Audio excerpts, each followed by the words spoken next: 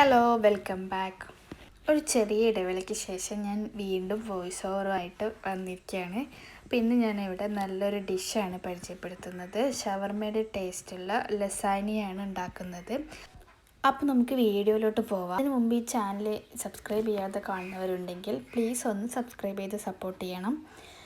അപ്പോൾ നമുക്ക് ഇതിന് വേണ്ടി ആദ്യം കുറച്ച് മാക്രോണി വേവിച്ചെടുക്കണം.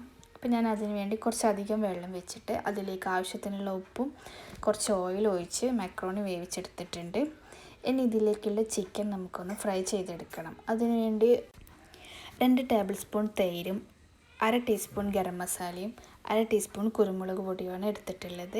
ഇനി ഇതിലേക്ക് എല്ലില്ലാത്ത ചിക്കൻ ഇട്ട് കൊടുത്ത് നന്നായിട്ട് മിക്സ് ചെയ്ത് ആവശ്യത്തിനുള്ള ഉപ്പ് കൂടെ ചേർത്ത് 5 മിനിറ്റ് റെസ്റ്റ് ചെയ്യാൻ വെക്കാം.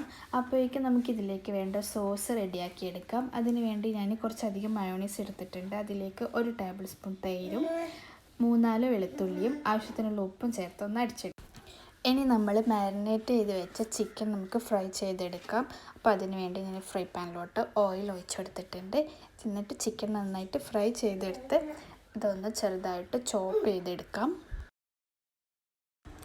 ഇനി നമുക്ക് ലസാനിയ ഉണ്ടാക്കി തുടങ്ങാം. അപ്പോൾ ഞാനിതിവിടെ ഫ്രൈ പാനിലാണ് ഉണ്ടാക്കിയെടുക്കുന്നത്. നിങ്ങൾക്ക് കേക്ക് ടിന്നിലൊക്കെ ബേക്ക് ചെയ്തെടുക്കാം. ഞാൻ അതിൽ ആദ്യം കുറച്ച് നെയ്യ് സ്പ്രെഡ് ചെയ്ത് കൊടുത്തിട്ടുണ്ട്. അതിനുശേഷം നമ്മൾ റെഡിയാക്കി വെച്ചിട്ടുള്ള സോസ് ഒഴിച്ച് കൊടുക്കാം. എന്നിട്ട് ഇതിൻ്റെ മേലെ ഞാൻ ബ്രെഡാണ് വെച്ച് കൊടുത്തിട്ടുള്ളത്. അപ്പോൾ ബ്രെഡിൻ്റെ സൈഡൊക്കെ കട്ട് ചെയ്തിട്ട് നിങ്ങൾക്ക് ഇഷ്ടമുള്ള ഷേപ്പിൽ വെച്ച് കൊടുക്കാം.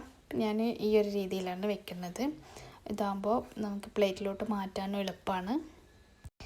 ബ്രെഡ് വെച്ചതിന് ശേഷം ഇതിൻ്റെ മേലെ സോസ് ഒഴിച്ച് കൊടുക്കാം. നമ്മൾ നേരത്തെ തയ്യാറാക്കി വെച്ചിട്ടുള്ള സോസാണ്. അതൊന്ന് മൊത്തത്തിൽ സ്പ്രെഡ് ചെയ്ത് കൊടുക്കാം.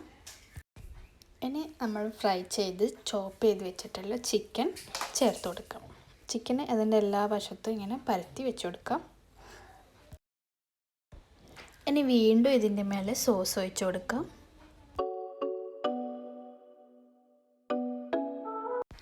ഇനി അടുത്തതായിട്ട് ഇതിലേക്ക് നമുക്ക് കുറച്ച് ക്യാബേജും ക്യാരറ്റുമാണ് ചേർത്ത് കൊടുക്കേണ്ടത്. അപ്പോൾ അതൊന്ന് ചെറുതായിട്ട് ഗ്രേറ്റ് ചെയ്തെടുത്തിട്ട് രണ്ടും കൂടി മിക്സ് ആക്കിയിട്ട് ഇതിൻ്റെ മേലെ ഇങ്ങനെ സ്പ്രെഡ് ചെയ്ത് വെച്ച് കൊടുക്കാം. ഇതിലേക്ക് ഉപ്പും കുരുമുളകും ഒന്നും ചേർക്കേണ്ട ആവശ്യമില്ല, അല്ലാതെ തന്നെ നല്ല ടേസ്റ്റാണ് ഇതിന്. ഇത് നന്നായിട്ട് സ്പ്രെഡ് ചെയ്ത ശേഷം ഇതിൻ്റെ മേലെ വീണ്ടും സോസ് ഒഴിച്ച് കൊടുക്കാം. സോസൊക്കെ നിങ്ങളുടെ ഇഷ്ടത്തിനനുസരിച്ച് കൂട്ടവും കുറക്കുകയും ചെയ്യാം. അപ്പോൾ നമ്മൾ നേരത്തെ വേവിച്ച് വെച്ചിട്ടുള്ള മാക്രോണിയിൽ നിന്ന് കുറച്ച് മാക്രോണി എടുത്ത് അതിലേക്ക് നമ്മൾ സോസ് ഒഴിച്ച് കൊടുത്തിട്ട് ഒന്ന് നന്നായിട്ട് മിക്സ് ആക്കി എടുക്കാം. സോസ് നന്നായിട്ട് മിക്സ് ആക്കി എടുത്ത ശേഷം ഇതിൻ്റെ മേലേക്ക് വെച്ച് കൊടുക്കാം.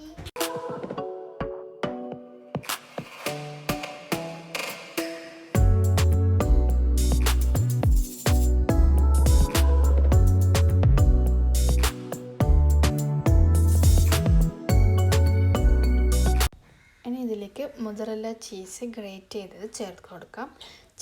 ചീസിൻ്റെ അളവ് നിങ്ങളുടെ ഇഷ്ടത്തിനനുസരിച്ച് ചേർക്കാം. ചീസ് നിങ്ങൾക്ക് ഓവറായിട്ട് ഇഷ്ടമില്ലെങ്കിൽ കുറച്ച് ചേർത്താൽ മതി.